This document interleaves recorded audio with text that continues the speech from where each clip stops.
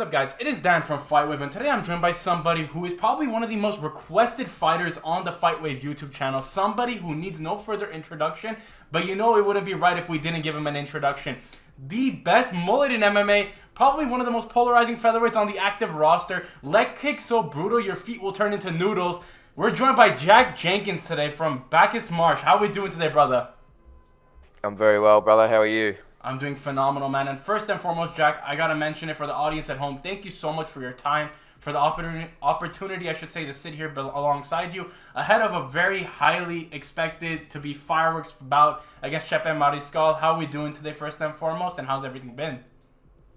Yeah, really good, mate. It's I'm glad we got time to do the interview today. It's my Friday, so I train 2 or 3 times a day every day, except for Fridays, where we have the morning off because coach wants us to be fresh for sparring in the afternoon. So Friday mornings is it's a nice chance for me to catch up on some stuff and do things like this, which I enjoy doing. So good to be here talking to you. No, yeah, definitely. And definitely staying busy, Jack. I mean, you've had quite a few, insane weeks ahead of you. Probably some of the most enjoyable weeks, I would say, because you've just been doing a lot of fun stuff, as it seems. You know, you were just out playing golf with the Nelk Boys, Salim from the Nelk Boys, hanging out with him. You were just stateside. Talk to me just about how everything's been, just travel-wise, because you've been, pretty much in the States, Canada, now back in Australia. How's everything been there? Yeah, no, I've definitely been busy, but we as athletes and more in general as fighters, we have such small opportunities to squeeze everything we can out of our time in the sport. And a lot of the time I'm just doing things that I really like to do and trying to do things that I like to do and couple it with a way that you can kind of grow my brand and I can get people along for the ride. So yeah, I was over in the US, I was partying with a few of the boys. I think I partied 3 nights with Jamal Hill, Dom Cruz, Stylebender, and a few others like that. So I was in good company there.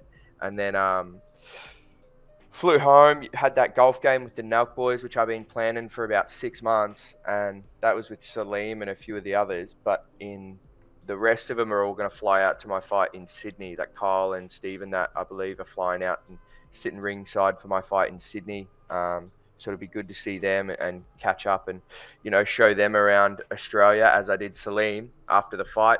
And then after that, back to training full time. I'm never one who has to get kicked up the arse to get back into training. I jumped into it pretty willingly. And I'm really enjoying, it's and all the, I'm sure there'll be a lot of fighters on the scene who watch this and, they're on the local scene or the regional scene and they're training and still working their full-time jobs, or they're training and still working part-time jobs and trying to juggle things.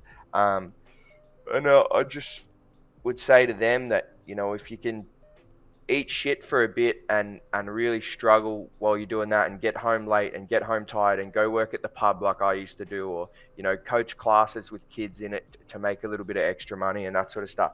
You do that stuff, and when you do get into the UFC, and you can work a little less, the training, you can get more volume and better quality training, and you can do it while you can go home and get more rest and that sort of thing. So, eat shit for a little bit on that regional scene and on that local scene, and when it gets to the UFC, you'll be in a really good position to deal with the other things that come, like having to do media and podcasts and that sort of stuff, which is so essential to being successful in the UFC.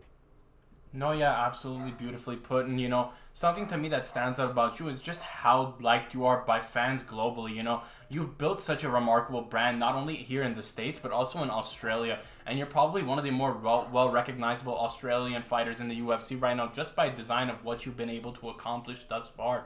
You came to the States, and I know a lot of people were just excited to see you fight in Jacksonville. Very unique position where just in your first 2 fights alone, you've not only fought stateside, but also at home. So I don't think there's a lot of Australian fighters who can say that. But talk to me about that a little bit, just being able to come stateside, have the fight here, obviously successful against Jamal Emmers, but then more importantly, just be able to, network, reap the rewards of what you've built for yourself thus far. Because as you mentioned, it's a big grind and culmination to get to where you got to. up until this point. It's been a lot of blood, sweat, and tears and hard work to get to here. So talk to me about just being able to see and recognize the fruits of your labor, and just the experience to come stateside, compete here, and have such a resounding audience in your favor. Yeah, no, it was brilliant. One of my teammates who came, he came to the fights and he was sitting in my tickets in the crowd, and he said that um, he was like, I couldn't believe when you walked out, it was louder for you than it was for Jamal, and it was Jamal's hometown. Um, so, I think that speaks volumes to the fact that I've been able to engage a bit of the MMA audience, and I'm really grateful for the support there, and I hope I can just keep building it up. By being authentic and showing my personality, but also the authentic side of me is like, it is what it is. It's what I do. Like, I do like to golf. I do like to drink. I do like to gamble. Like, all those things that I think are kind of endearing me to some of the fans are because they're just who I am. Um, but I think I've loved the networking, and as far as enjoying the fruits of my labor, um, there hasn't necessarily been many yet. You know what I mean? Like, I'm not living large yet, and I think in an essence, I've just got a taste of it, which has just made me more hungry. Which has been like, because you're always, when you're not in the UFC, everything's a maybe, everything's an if, everything's a chance, right? It's like, if somebody pulls out late notice and I get a call up, if Sean Shelby or Mick Maynard like me and I get on Contender Series, it's all ifs, maybes, chances. Whereas once you get in the UFC, it's in your hands now. You've just got to win fights. You've got to train your ass off. You've got to win fights, and you've got to be the best version of yourself to get the most out of it.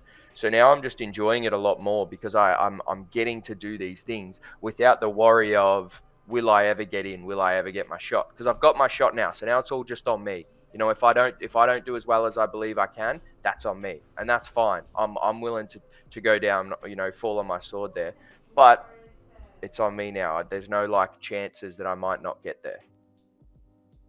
No, yeah, absolutely. And obviously, first and foremost, I gotta highlight this because it just stands out to me. And you mentioned earlier just giving a word of inspiration to those up and coming guys in the regional scene. No shortage of regional talent from where you train at an Absolute MMA. I always like to highlight it because I think Australia has one of the best regional circuits in the world, if not the best, period. You got guys like Joseph Luciano, Con Ofley, two of the most sought after free agents in Australia right now. And then obviously guys like Roger Shippen who are doing phenomenal things. You surrounded yourself with such, inspirational guys, and guys who put in the work day in and day out. And then more importantly, I feel like you've just kind of showcased the leaps and bounds that you can do. What has it been like just to be able to train with the guys and have this journey coming up with them? Because I know Joe came in a little bit later, and then Con and everyone else, and everyone's just been there around you, backing you and supporting you. What's it been like to have such a big rally of support from the team? Yeah, it's phenomenal. I think a big thing that we focused on at the gym was culture. We were really set on having a culture of not just individual excellence, but a culture of helping each other and being there for each other, and going the extra mile, even though sometimes it might not be expected of you to help each other. And that's put all of us in a really good position. Like, for example, before I fought Don Shanis, Khan was probably carrying a few injuries, but he was 100% the best body type for me to do certain rounds with. So he just jumped in and did them. And he sacrificed some of his own rounds to do super specific positional stuff that we were working, weeks at a time. Um, and on the other end of that, when I finished Perth and I was on that riding that huge high, it was my UFC debut, home crowd. Um, you know, I flew home on a private jet on Monday night, and then Tuesday morning I got up at 7 a.m. to make sure I was at the gym because I was holding pads for Khan during his Shark Tank, his last round of work. And they're like two small examples of like the overriding culture that we have at Absolute MMA that's really driven by Simon, who's our coach, which is, all these techniques we learn and the training sessions we do, they can only take you so far without you helping and building up the people around you and them giving back to you.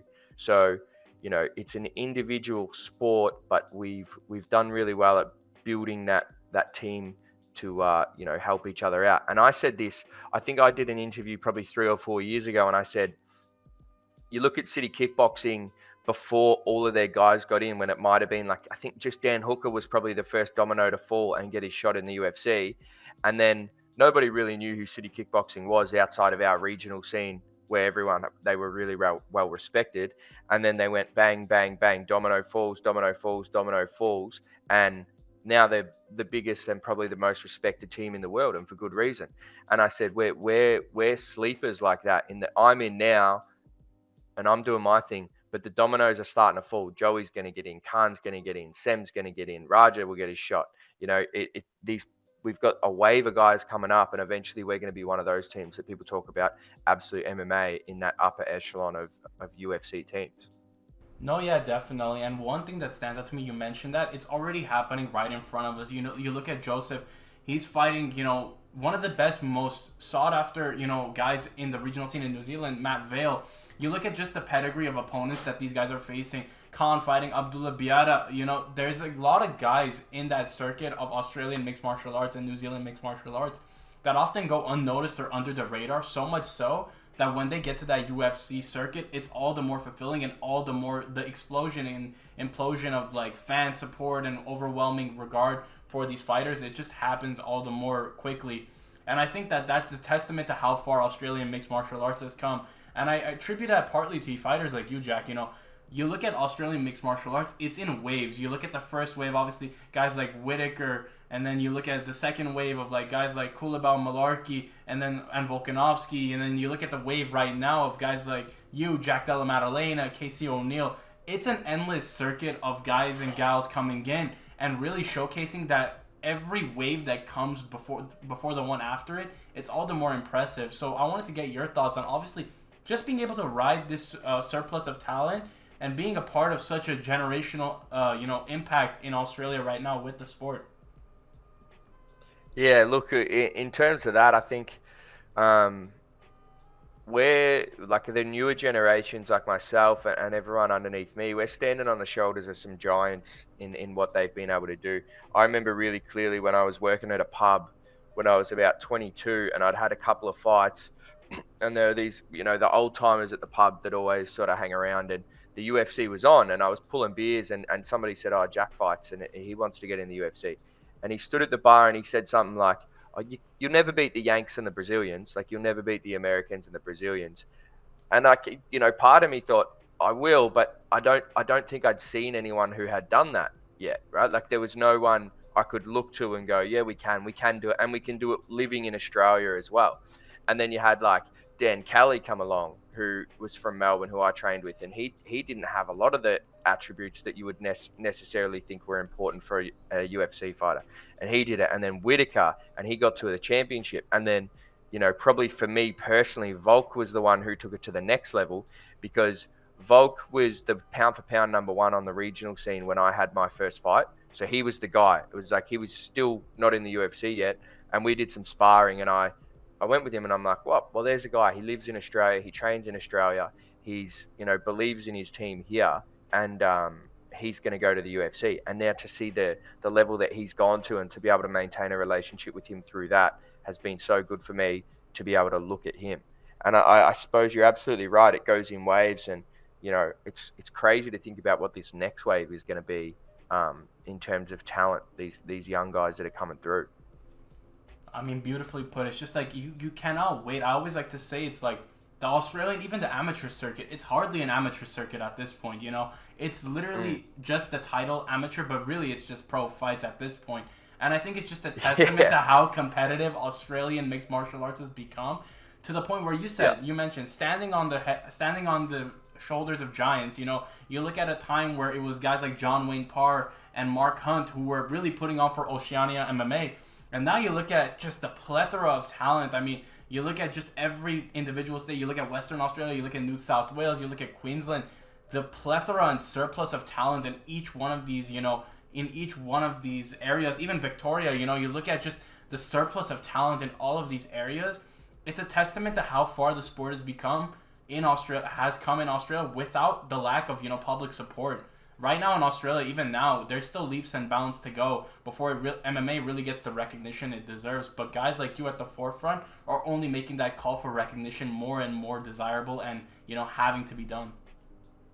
Yeah, 100%. I think more and more of us, and that's one thing I'm really big on is I want to be that athlete in Australia that crosses over to the mainstream. Like I want to be well known and bring my skills and my sport into the forefront of the media sphere rather than just be a side article, on someone doing well. And that's obviously going to have to build off what guys before me have done, but I think I've got the ability to really engage a larger audience and with that can get some big attention on our sport and you know get the just deserves of our work. No, yeah, definitely. And I feel like with you, what you mentioned earlier, just generally, being a guy that likes a lot of those things that fight fans like, just a natural guy that a lot of people are going to like, just in terms of how you conduct yourself and just in terms of hobbies and interests that you have. I mean, it goes without saying, your fashion sense is immaculate. I mean, I look at the Spice Girls shirt. I got to ask, you said don't ask me where it's at, where we can get the Spice Girls shirt, but can we expect to maybe see a Phar Jack Spice Girls collab in the not too distant future? Oh man, I would love it. I think next time maybe I gotta get a One Direction shirt. I'm a big One Direction fan, so I'm gonna go from Spice Girls to One Direction.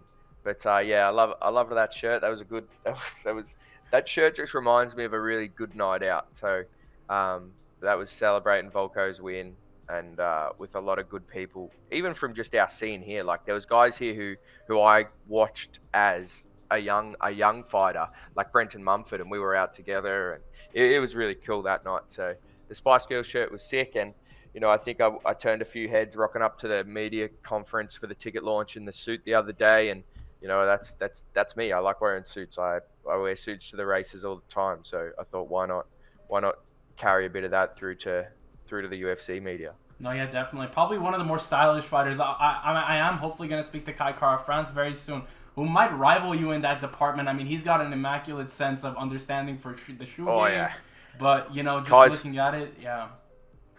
Kai's fly. He's good. He's got good taste. No, yeah, absolutely. And I mean, just in general, you embody everything that the American football culture kind of brings, that partying, enjoying yourself kind of style. I want to ask you, because you've been to America obviously for your contender fight and then obviously Jacksonville. What's the best thing when you compare America to Australia, and what's the worst thing when you compare America to Australia? Now that you've been in America for quite some time on some trips and just been able to really endow and soak up that American culture. Yeah, right. The best thing about America is 100% the people. Like I love American people. I love the attitude. I think like one thing I relate to really well is Americans in general compared to Australians aren't afraid to say what they think and what their goals and ambitions are. Like people in America say, yeah, I'm going to be rich or I'm going to be successful. I'm going to be this. And in Australia we have a thing called tall poppy syndrome, which is it's a saying that means kind of don't stand out above the rest, like don't stand too tall. And if you do, you get cut down by the pack. And it's hard to break a little bit of tall poppy syndrome here because even all the media, if I was to say like if I was to go on ESPN and say like I'm gonna be a world champ, I'm gonna win, I'm gonna take this belt, I'm gonna do that. In Australia, it kind of get looks at as like I know the media would come after me the next day and be like, that's not who we are. Where I like the more humble guys and this sort of stuff, and that's just part of our culture that I've got to deal with. Whereas in America, it's more like, yeah, go for it, brother. Like you can do it. Um, so there's that. I like that part of the American culture, and also when I was in Jacksonville, I loved being in Jacksonville Beach. Every morning we would get up and go get a coffee, and you walk down the road, and every person in their driveway waves to you, says good morning. Everyone's so friendly, like, and I've met some great, really, really great people in America. But the thing I dislike the most about America, um, you ever been to Vegas? Oh yeah, well, I have been to Vegas once in my life, and I probably don't know. not the craziest experience. I don't know if you can. I don't know if you can make a judgment on the rest of America, But in Australia, if you go somewhere and something costs $20, something costs $20. There's no add-on fees. You don't have to Ooh, tip I know where this is anyone. You going. don't have to, there's no tax. If it's $20, that's inclusive of everything else. And you give Mhm. your 20 and you're done. I went to I feel like in America and more particularly Vegas, you'll get quoted a price on something and it'll be like, yeah, that's $500. And I'm like, yeah, I'm okay with $500. And then by the time the bill comes to you, it's like plus tax, plus a fee, plus a server Oh fee, yeah. plus this, and it's like an $800 bill for something you got told was $500.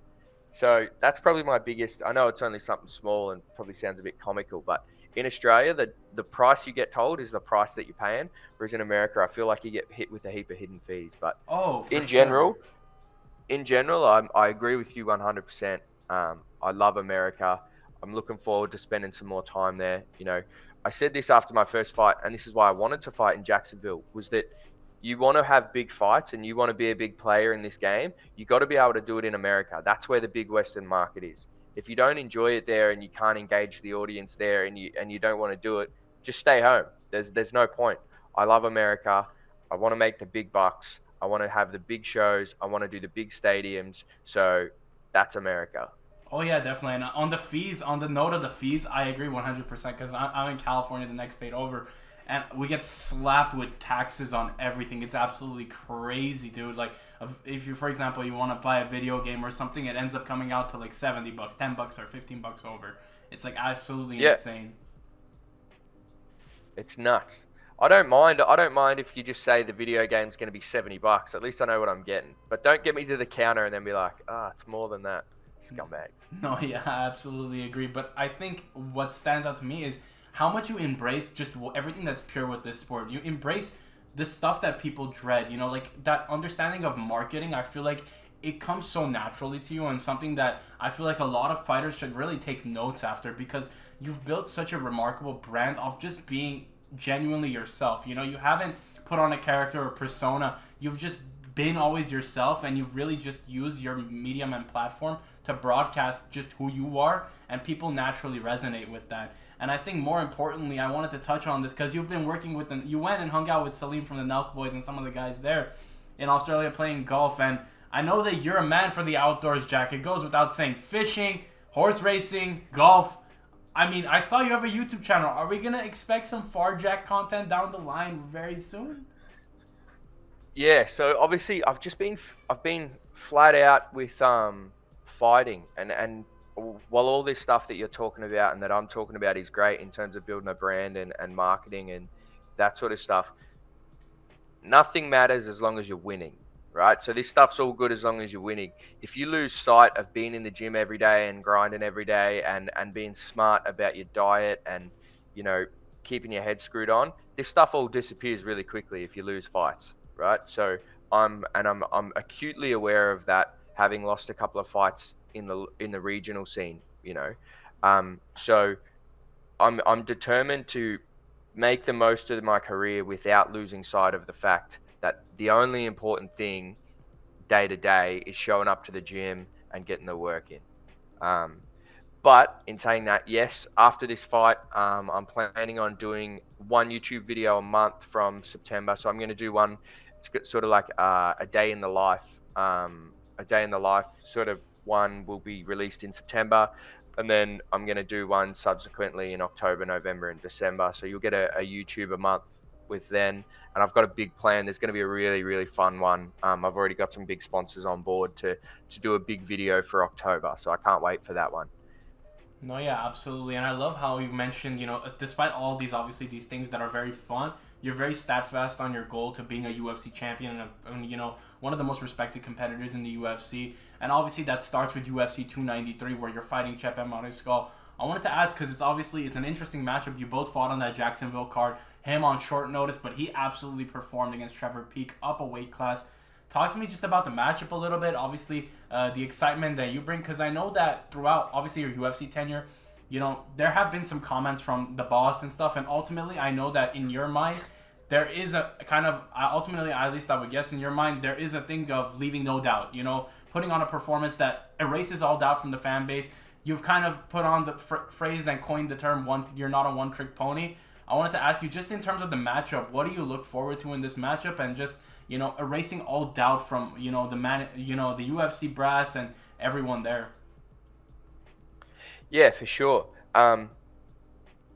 I absolutely spot on, no doubt. Like I don't want to leave any doubt, and I know that I'm better than I have performed, especially in that Jamal fight. Don't get me wrong, Jamal is fucking good. Like he's really good, and I think it says a lot about what the UFC think of me, in the fact that they sent me to America to fight Jamal, because Jamal just fought a Russian guy who was touted as the next big thing, who was 26-0 coming into the UFC, and Jamal beat him pretty handily, pretty convincingly, right? Jamal's gone to a split decision with Giga Chikadze, and just been just on the other end of that split decision. So it says a lot about what the UFC sees of me, and the potential they see behind me in feeding me and Jamal to each other in my second fight. But in saying that, you're absolutely right. This fight with Chepe is going to be different. It's a completely different style. So like, I'll make it no secret. Like I'm not here to keep secrets about my style or anything like that. It's pretty obvious what I like to do and how I like to do things. I have a good IQ. I can break things down as they happen in front of me. My toughest style to deal with, the absolute hardest sparring rounds I have and the hardest fights I've ever had, are guys who are long, who are predominantly boxers, right? So I deal pretty well with long people who are predominantly kickers. So like Muay Thai fighters who kick a lot, I don't have a problem with that. But the really long boxers, like a Jamal, that's my toughest style to deal with, right? And that's it is what it is. You can go through my footage and look at that. I'm not revealing any trade secrets there. My best style is someone like Chepe, someone who comes forward, who wants to get in the pocket, who throws in threes and fours, and who's going to go with me there. My ability to counter and be off the center line and break his rhythm is what's going to be on show in this fight. And I made mention of this not long ago, is that I could have gone to the UFC and asked to renegotiate my contract now, because I'm still on the base contract, right? Which is it's dog shit in terms of money. I could have gone to them at 2-0. A lot of people go at 2-0 and they redo their contract. I decided not to do that, despite a little bit of advice from people to go and do that, because I feel like the performance I'm going to put on in Sydney is going to put me in a much better position to negotiate with the UFC and get something closer to what I think I'm worth at this point in my career, right? Coming off my first win and then a split decision win, the UFC don't really give a shit about your marketing capabilities and all that sort of stuff. At the point I'm at right now, that becomes important for them when you're in the top 10. They don't care about it right now. They care about your wins and how you're winning. So I've backed myself here. I haven't thrown any of my chips on the table yet. And I've gone, come to Sydney. Dana's going to be there. Watch me perform. Watch how the crowd responds to me when I'm there.